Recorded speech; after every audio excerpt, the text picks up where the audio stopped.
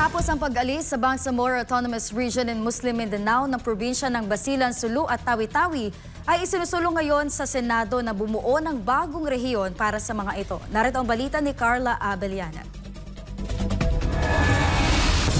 Naghain ng panukalang batas si Senator Robin Padilla para lumikha ng bagong autonomous region para sa mamamayan ng Sulu matapos ang pag-alis nito sa Bangsamoro Autonomous Region in Muslim Mindanao o BARM. Inihain ni Padilla nitong Martes ang Senate Bill 2879 na magtatayo ng Basuta Autonomous Region. Sakop ng panukalang autonomous region ang probinsya ng Sulu, Basilan at Tawi-Tawi. Dagdag ng pambabatas, layunin ng Basuta Autonomous Region na tugunan ang mga pangangailangan ng mga probinsyang ito, lalo na sa paghahatid ng pangunahing serbisyo.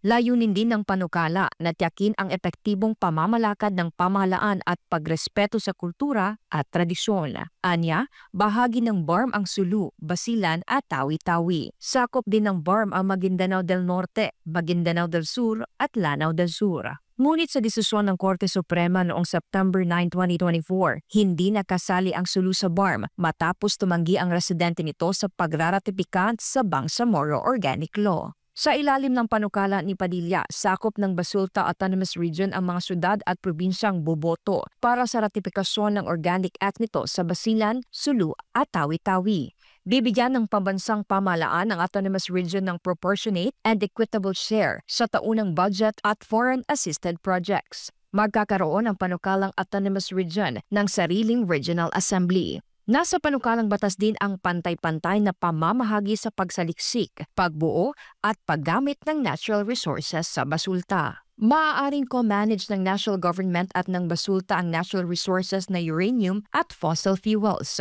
Titiyakin din ng panukalang batas ang hindi bababa sa 5% ng net revenue ng natural resources para sa indigenous cultural communities at indigenous peoples, kabilang ang natural gas projects sa mga teritoryong sakop ng native, traditional o customary title. Ang sistema ng hustisya sa Basuta Autonomous Region ay sasang-ayon sa saligang batas, Sharia, traditional na batas at magkakaugnay na batas. Para sa Diyos at Pilipinas Kumahala, Carla Abellana, SMNI News.